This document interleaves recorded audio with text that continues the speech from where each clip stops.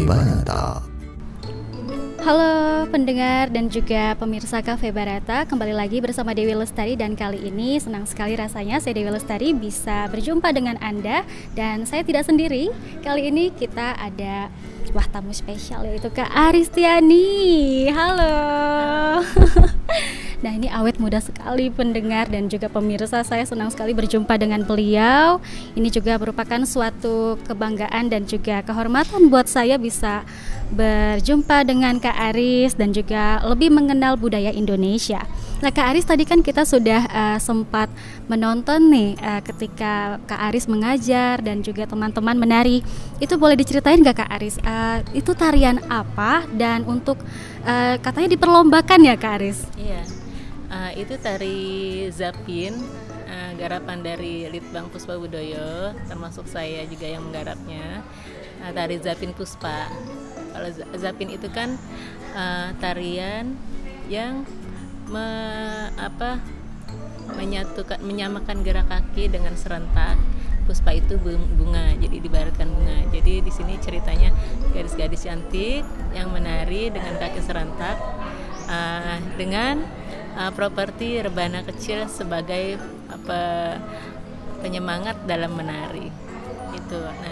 Nah, kita di sini tim Litbang Puspa Budoyo setiap tahun membuat garapan-garapan tari seperti tari Bedoyo, ada tari Lenggang Puspa juga dari daerah Tangsel, kalau Bedoyo Jawa Tengah ya. Terus ini Zapin Puspa Melayu. Nah, Zapin Puspa ini kita buat tahun 2008. Waktu pertama kali saya ikut dengan Puspa Budoyo untuk misi kebudayaan ke Spanyol. Ini sangat menakjubkan sekali ya, dari tari-tarian akhirnya bisa sampai ke luar negeri untuk memperkenalkan budaya Indonesia. Ini tidak boleh dianggap sebelah mata loh profesi ini. Dan kalau boleh tahu Kak, Kakak sudah mengajar berapa lama? Saya sudah mulai mengajar sejak saya masih SMA, SEMEA dulu. Jadi awalnya saya menari itu kelas 2 SD. Itu diajak oleh ibu saya untuk ikut ke sanggar. Saya juga tadinya tidak tahu mau diajak kemana ya. Tapi tahu-tahu ibu ngajak saya untuk ke sanggar latihan menari. Ketika saya ikut di sanggar tersebut, kata pelatihnya bakat gitu. Nah, terus saya juga seneng ikut menari. Udah akhirnya terus berjalan terus dari kelas 2 SD sampai dengan sekarang. Nah, dari kelas 2 SD itu awalnya saya ikut tari Melayu. Itu di sanggar, di Sport Hall Cengkareng awalnya. Dulu rumah saya di Cengkareng. Terus ketika bapak saya pensiun, bapak kan ABRI ya, Angkatan Darat, pensiun, terus dapat rumah di daerah Pondok Gede, Bekasi. Nah, dari situ saya pindah sanggar daerah Pondok Gede. Di daerah Pondok Gede itu saya ikut sanggar tari Jaipong, namanya sanggar tari Indra Kusuma. Nah, dari situ saya terus dari tingkat dasar sampai menengah sampai terampil mahir. Nah, saya dipilih oleh dari pihak sanggar untuk menjadi asisten pelatih. Nah, dari itu saya masih SEMEA. Udah jadi asisten pelatih, terus jadi pelatih. Nah, dari situ ada nih murid-murid sanggar yang ingin belajar tari Bali sama saya gitu. Nah, karena saya bisanya tari Melayu dan tari Sunda, Jaipong dan Sunda klasik di situ. Akhirnya saya ikutlah di Anjungan Bali Taman Mini itu. Nah, di Anjungan Bali, terus ikut juga di Anjungan Jawa Timur di Taman Mini. Nah, ketika tahun berapa ya, kira-kira tahun 2000, nah, itu sama teman di Anjungan Jawa Timur, saya diajak untuk ikut misi kebudayaan ke Turki, Istanbul. Nah, itu bekerja sama dengan tim dari STP Trisakti. STP Trisakti, mereka kan itu STP Sekolah Tinggi Pariwisata ya. Nah, itu ada Indonesian Food Festival di Istanbul, di Hilton Istanbul. Nah, dari Food Festival terus juga diundang untuk ada tariannya. Akhirnya saya bergabung dengan teman-teman di Taman Mini ikut ke Istanbul. Kemudian tahun 2005 saya juga ikut dengan teman-teman, pokoknya di Taman Mini juga gitu, teman-teman penari, bergabung dengan tim Geronimo. Geronimo itu kita misi kebudayaan ke Lebanon, Beirut, Lebanon. Ya, dari tahun 2005, kemudian tahun 2005 Agustus, 2005 bulan Septembernya berangkat lagi nih ke Taipei, misi kebudayaan dengan Pemda Sumatera Selatan. Terus kemudian tahun 2006-nya ikut juga dengan Pemda Sumatera Selatan, kita misi kebudayaan ke Tokyo. Itu bekerja sama dengan Travel Expo. Jadi Travel Expo Internasional itu mengadakan pameran gitu di Nagoya, di Aichi, Pulau Aichi namanya. Gitu. Wah, ini sangat inspiratif sekali ya. Iya. Dari melakukan hobi, terus juga akhirnya menjadi passion dan akhirnya mengharumkan nama Indonesia melalui seni tari budaya Indonesia ke kancah internasional. Nah Kak, selain itu Kak, kan ini sudah berjalan cukup lama ya, menekuni profesi sebagai guru tari. Ada nggak sih Kak kisah suka, senang ataupun juga dukanya sebagai guru tari di Indonesia? Kalau suka, senangnya itu banyak karena waktu sebelum pandemi itu kita sering misi ke luar negeri juga gitu, seperti dengan Puspa Budoyo gitu kan. Mulai kalau Puspa Budoyo, saya bergabung di Puspa Budoyo itu tahun 2008. Kita nih dari komunitas penari di Taman Mini dapat undangan ke Spanyol. Nah karena kita nggak ada sponsor, kita kesini dikasih tahu temen ke Bululu itu untuk minta sponsor kan. Akhirnya kita bergabung ke Spanyol. Terus tahun berikutnya juga masih Spanyol, tahun berikutnya Yunani, terus tahun berikutnya lagi ke Roma, Itali. Dari Puspa Budaya juga sering sih luar negeri. Nah itu sih senangnya ya, seru pentas-pentas gitu. Nah yang dukanya ya sebenarnya sih, kalau dukanya kalau untuk saya nggak terlalu banyak gitu, karena saya sih happy aja gitu. Udah ya mendengar dan juga pemirsa Kak Barata. Dan oh ya Kak, kita juga mau tahu nih Kak, selama di luar negeri bagaimana respon masyarakat lokal yang ada di sana Kak? Apakah kesenian budaya Indonesia dalam hal seni tari bisa diterima dengan baik atau diterima dengan hangat oleh masyarakat lokal Kak? Sangat diterima dengan baik, dan mereka sangat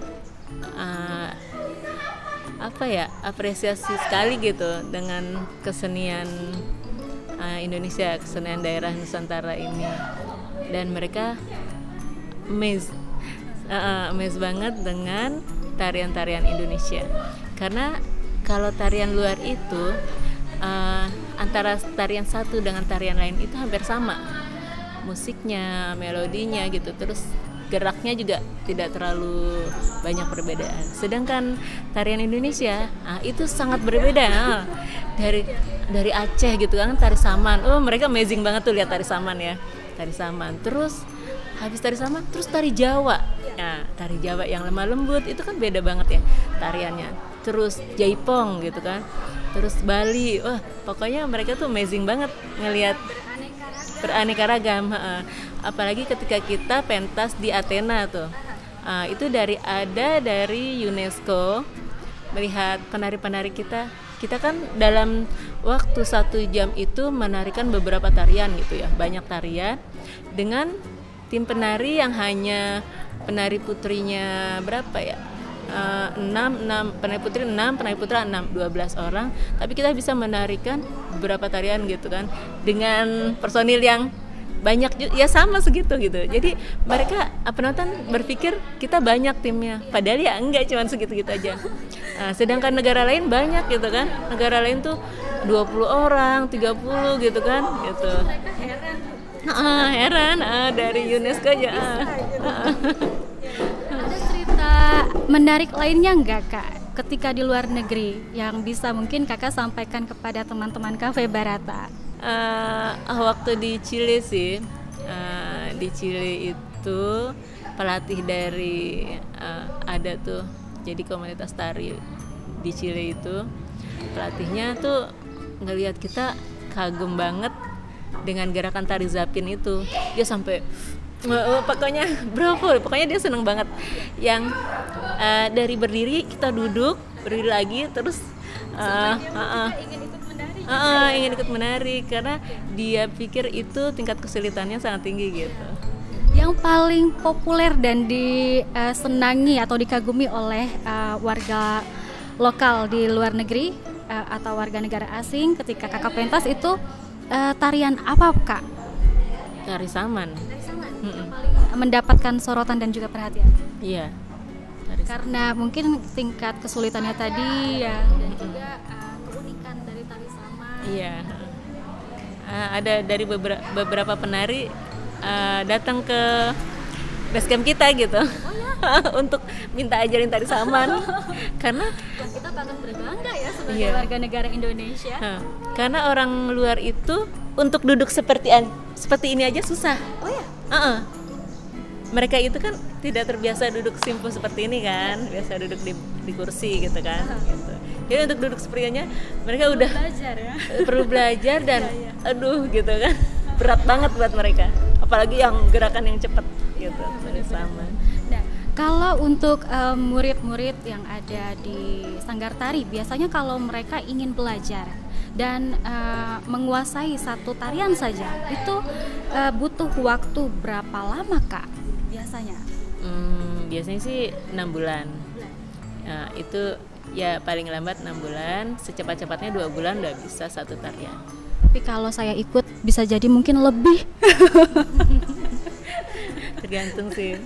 Tergantung ya. Tergantung kemampuan masing-masing ya. Oke. Oh ya, ngomong-ngomong tentang Puspobudoyo dan juga guru serta murid-murid di sini Kak. Ada berapa guru dan juga ada berapa murid tari yang ada di Puspobudoyo Kak? Kalau gurunya ada 2, tapi asistennya ada 3.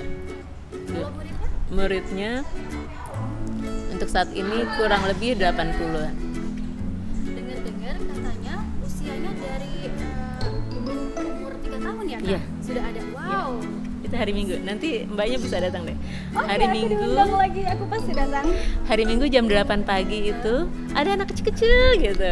Lucu-lucu banget. PAUD ya berarti ya? Iya, PAUD 3 tahun. 3 tahun mereka sudah diperkenalkan seni tari khas Indonesia. Iya. Itu seperti apa imutnya ya? Nanti kita akan liput juga ya. Iya. Awalnya sih kita hanya menerima 5 tahun ke atas ya awalnya. Nah terus tiba-tiba ada ibu-ibu, Kak aku nitip ya, namanya Nesya nih, belum 3 tahun, aku titip, pokoknya dia mah anak bawang, terserah mau ikut nari apa enggak, mau lari-lari apa enggak gitu ya. Nah ternyata dia tuh seneng ikut dan sekarang sampai udah kelas 2 SMP dan narinya udah bagus. Wah ini pasti jadi bibit unggul ya. Iya. Nanti kita akan lihat bagaimana keseruan di hari Minggu, oke?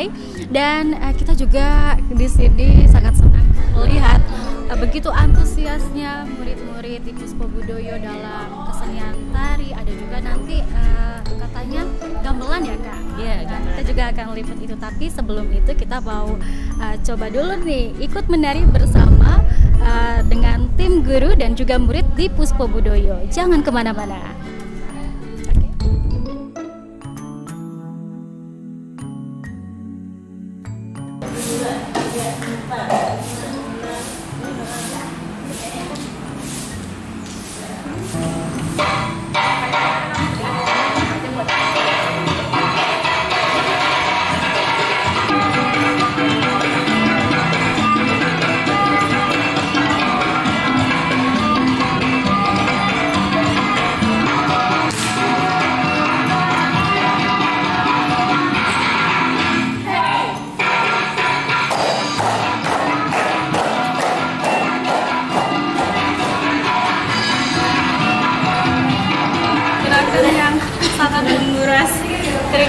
Tidak gampang untuk menarikan sebuah tarian. Nafas. Patut diacungi jempol. Keren.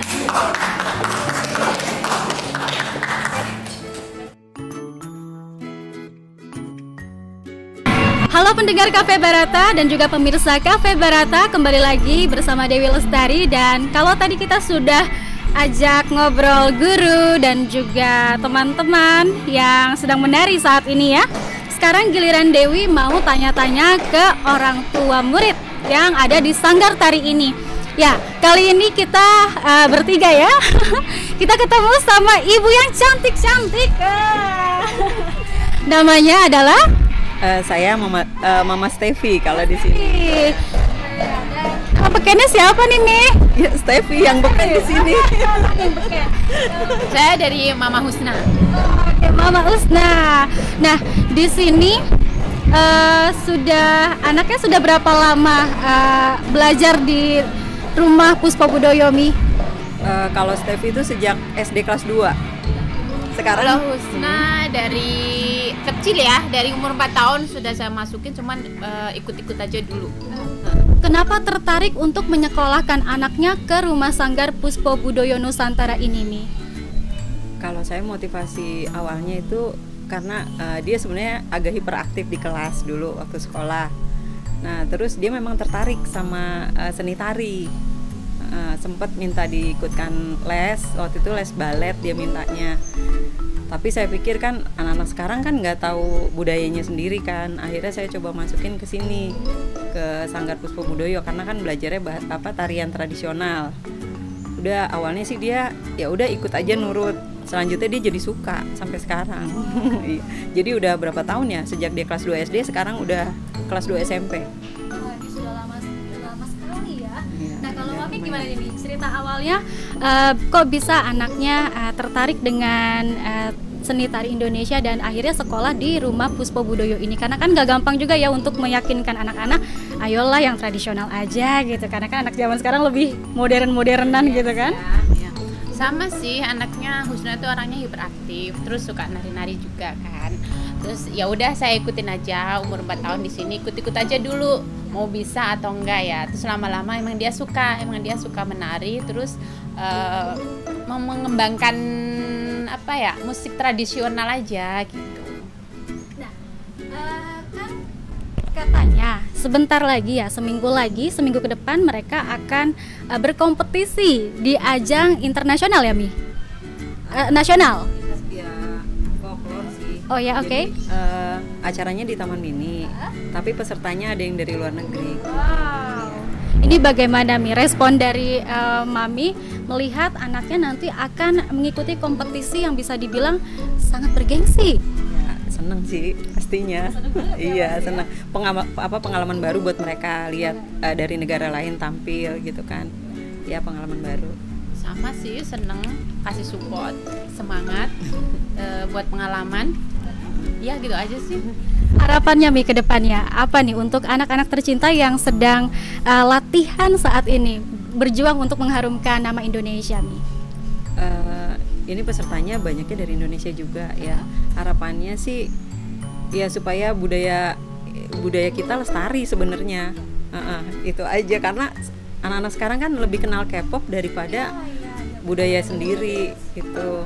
Itu sebenarnya yang memotivasi kita memasukkan anak kita les di sini. Jadi Stevi punya adik juga, saya lesin di sini sama. Harapannya biar tambah maju, terus jadi pengikut yang lain kalau ada yang mau di sini. Dan semoga ini bisa menginspirasi para ibunda di rumah ya, untuk juga sama seperti Mami yang saat ini sedang bersama saya menyekolahkan anaknya ke sekolah yang lebih tradisional seperti itu. Karena kan kita juga sebagai warga negara Indonesia pasti malu dong kalau misalkan kesenian kita diakui oleh orang lain. Dan bagaimana cara anak Indonesia untuk bisa mengenal tari-tarian Indonesia kalau tidak diperkenalkan oleh orang-orang terdekatnya sendiri seperti itu ya. Betul. Nah, mengenai tari-tarian Indonesia, Ada juga nggak sih tarian Indonesia yang Mami kuasai? Karena kan biasanya kalau anaknya suka, maminya juga pasti kan suka. Maminya suka, tapi terus terang udah lama nggak nari, jadi sedikit-sedikit aja. Ngikutin bisa, tapi kalau untuk fokus satu dance tarian gitu nggak bisa. Tapi kalau ngikutin di belakang anaknya bisa. Siapa tahu nanti bisa bikin YouTube kolaborasi sama anak tercinta di rumah. Nanti kita tunggu ya kalau ada YouTube-nya, share-share ke kita. Oke, terima kasih Mami untuk kesempatannya hari ini. Semoga sehat terus dan juga selalu diberkahi, dilindungi oleh Allah Subhanahu wa taala. Amin. Oke, terima kasih Mami.